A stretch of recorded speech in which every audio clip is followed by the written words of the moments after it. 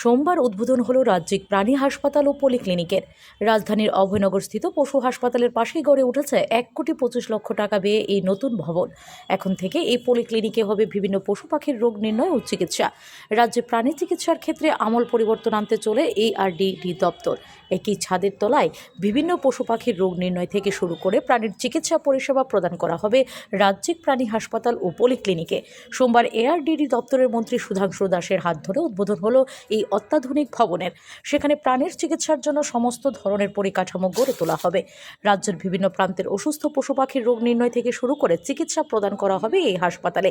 1,25,00,000 টাকা ব্যয়ে তৈরি হয়েছে এই নতুন ভবন। এতে রাজ্যের পশুপালকেরা অনেক উপকৃত হবেন।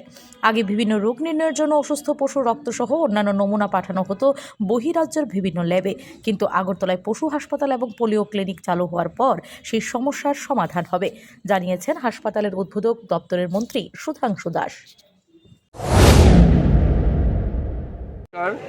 আজকে আমাদের ভেটেরিনারি ডিপার্টমেন্টের ARDD ডিপার্টমেন্টের আমাদের অভয়নগর স্থিত যেটা স্টেট DI ল্যাব রয়েছে, সেখানে আমাদের অতিরিক্ত আমরা আরেকটা ইনফ্রাস্ট্রাকচার এখানে গড়ে তুলেছি, যেটা স্টেট ভেটেরিনারি হসপিটাল কাম পলিক্লিনিক, যার কিছুক্ষণ পরে ইনগুরেশন হবে।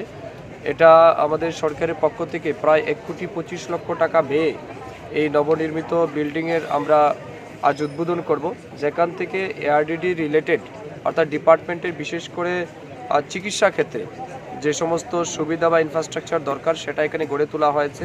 এর বাইরেও আমাদের স্টেট DI ল্যাব যেটা রয়েছে অর্থাৎ ডিজিজ ইনভেস্টিগেশন, পুরো স্টেট থেকে বিভিন্ন সময় বিভিন্ন ডিজিজ উপর আমরা রিসার্চ করে থাকি, আইডেন্টিফিকেশনের কাজ হয়। অনেক সময় আপনারা দেখেন সোয়াইন ফ্লু হয়, বিভিন্ন ভাইরাল ফ্লু থাকে, ডিজিজ হয়, ওইগুলিকে আমরা বাইরের থেকে স্যাম্পল কালেকশন করে এখানে আগরতলাতে এনে তা রিসার্চ করে এটার আইডেন্টিফিকেশন করা হয় যে কোন ডিজিজ এটা হয়েছে। তো এই বিষয়গুলি নিয়েই একটা অত্যাধুনিক বিল্ডিং আমরা তৈরি করেছি, ইনফ্রাস্ট্রাকচার ডেভেলপমেন্ট করেছি। আমি বিশ্বাস করি এই ইনফ্রাস্ট্রাকচার ডেভেলপমেন্টের ফলে আমাদের দপ্তরের যারা ডাক্তারবাবুরা আছেন, দপ্তরের যারা কাজ করছেন, অফিসিয়ালরা আছেন, তাদের অনেক বেশি সুবিধা হবে এবং প্রয়োজনীয় ইকুইপমেন্ট যেগুলি দরকার এগুলিও তারা এখান থেকে পেয়ে যাবেন। তো আলটিমেটলি এটা আমাদের রাজ্যের জন্য এবং ডিপার্টমেন্টের জন্য ডেভেলপমেন্টের আরেকটা মাইলস্টোন এখানে যুক্ত হয়েছে। Bureau report, S Bharat live 24 hours.